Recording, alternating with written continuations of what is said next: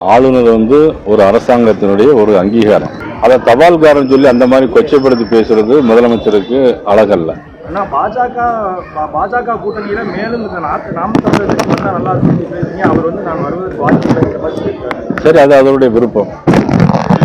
மத்திய மாநில அரசுகளுக்கு இடையே ஆளுநர் என்பது தபால்காரர் தான் முதல்வர் தெரிவித்திருக்கிறார். ஆளுநர் ஒரு அரசாங்கத்தினுடைய ஒரு அங்கீகாரம். மாநில அரசுகள் தான் அதிகாரம் அதிகம் இருக்கிறது. அதை தபால்காரன் சொல்லி அந்த மாதிரி கொச்சைப்படுத்தி பேசுறது முதலமைச்சருக்கு அழகல்ல. பாஜக கூட்டணியில மேலும் நாம் தமிழர் நல்லா இருக்கு. அவர் நான் வருவதற்கு வாய்ப்பு. சரி, அது அவருடைய விருப்பம்.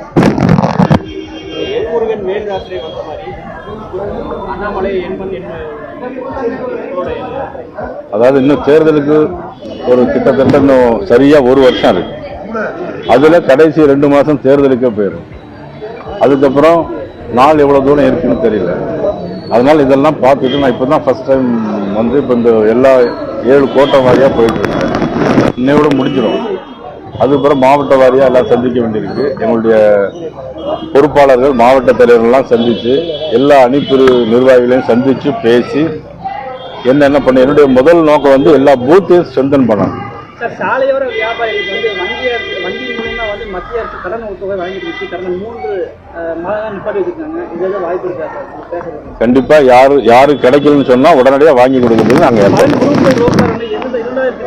பல ஆடுகளை கிடப்பு மக்கள் கடுமையாக அவதிப்படுறாங்க. இல்ல, அதுக்கு இன்னும் அதாவது அறநிலையத்துறை என்ன பண்ணணும்னா மலைக்கு மேல எல்லாரும் அட் டைம்ல ஏறி போக முடியாது. அதுக்கு மிகப்பெரிய இன்னும் வசதிகள்லாம் ரோப் காரபத்தில் செய்ய வேண்டியிருக்கு. இன்னும் அடுத்தாலையும் நிறைய திட்டங்கள் போட்டு அறநிலையத்துறையில் நிறைய பணம் இருக்கு. இன்னும் அடுத்த சைட்ல இருந்து ஏதாவது போடலாம்ங்கிறோட வழி பார்க்கலாம்.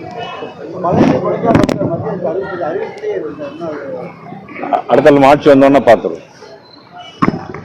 தப்பா நினைச்சுக்காங்க.